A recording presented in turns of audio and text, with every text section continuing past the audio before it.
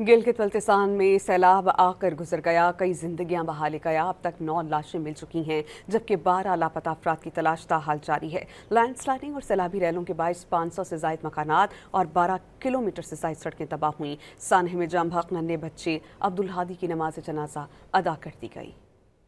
गिलगित बल्तिस्तान में तूफानी बारिशों और लैंड स्लाइडिंग से हर जानिब तबाही और बर्बादी के आसार बिखर गए। मुख्तलिफ वाक़यात में जाँ बहक 9 अफराद की लाशें मिल गयीं। मूज और मौजें तकरीबन 12 अफराद को बहा ले गयीं, जिनकी तलाश ताहाल जारी है। गिलगित बल्तिस्तान हुकूमत के आदाद-ओ-शुमार के मुताबिक सूबे भर में सैलाब के बायस 500 से जायद मकानात तबाह हो गए। मजमूई तौर पर 12 किलोमीटर से जायद सड़कें और 27 पुल बर्बाद हो गए। 22 गाड़ियों समेत दुकानें और मवेशी खाने भी रेलों की नजर हो गए। चीफ सेक्रेटरी अबरार अहमद ने बताया कि तमाम अजला में दियामिर सबसे ज्यादा मुतासिर हुआ। थक और थोर में पाक फौज की मदद से 45 से ज्यादा सयाहों को रेस्क्यू किया गया।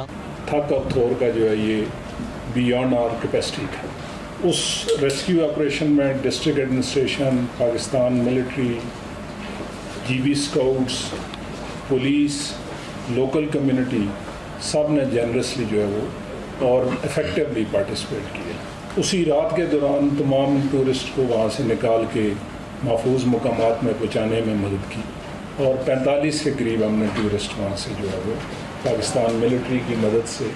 मुख्तलिफ इलाकों में पानी के तेज बहाव और स्लाइडिंग की वजह से रेस्क्यू ऑपरेशंस में मुश्किलात का सामना है। नेशनल हाईवे अथॉरिटी की टीमें भी शाहराहें खोलने पर मामूर हैं। पैदल रास्ते टूट फूट का शिकार होने से फेरी मेडो में मुतादिद सियाह फंस गए। सियाह मुश्किल पहाड़ी रास्तों से चलास की तरफ रवाना होने लगे। सियाहों को हेलीकॉप्टर के जरिए निकालने का अमल भी जारी है। बाबू सर टॉप के सैलाबी रेले में बह जाने वाले नन्हे अब्दुल हादी की नमाज जनाजा अदा कर दी गई। नमाज जनाजा में सियासी और समाजी शख्सियात समेत शहरियों की बड़ी तादाद ने शिरकत की। गुज़िश्ता रोज बच्चे की वालदा और चचा की नमाज जनाजा अदा की गई थी।